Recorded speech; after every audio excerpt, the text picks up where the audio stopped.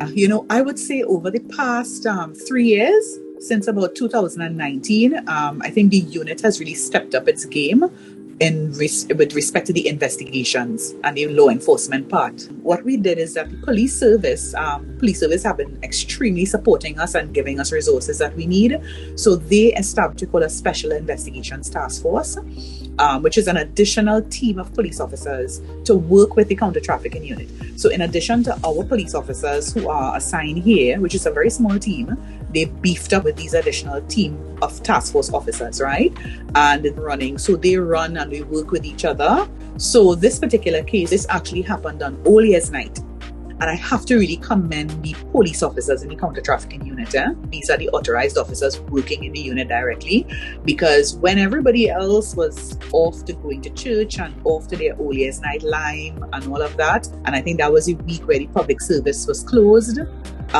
When everybody else was doing that, our police officers were here preparing, right? So it was based on intelligence. The place was being monitored for some time. Information that was coming in and stuff to us was supported by other police units and stuff to effect this particular operation. Thank God, I have to say, really thank God that the women were there when we went, because sometimes, there's that tip off and stuff and the women run. But thankfully, when the timing of it and everything, we found the women that were there. One of the perpetrators, unfortunately, he was able to escape because he got a little tip off. Did get him and charge him, one of them. But we found the 27 women there. Included in that 27 were 6 minors, aging from 15 to 17 years. All the agencies came together. Immigration was a part of it. They played a big part in that, because I think they went under the Immigration Act, really. And then you had the IATF, the Interagency Task Force, you had the crime scene investigators, you had SORT, the SORT officers. I think MOPS was also there. MOPS, that's the multi-agency, multi-operational, I think, section. So there were several agencies, and of course the Special Investigations Unit. They all came together and they did this operation. So the police now has to go through that task of finding out who wants to cooperate, who's willing to, because the investigation takes some time. And once we've done that and made that determination, then we continue with those persons with the investigation.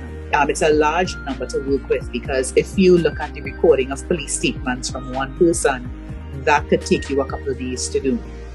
Sometimes it could go into a couple of weeks, depending on how much information the person is providing.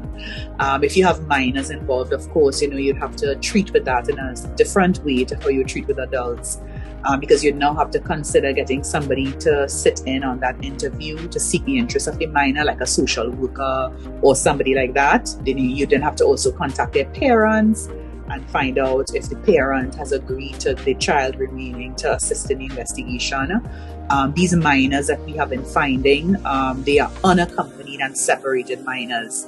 So in most or all of the cases, their parents are not in Trinidad.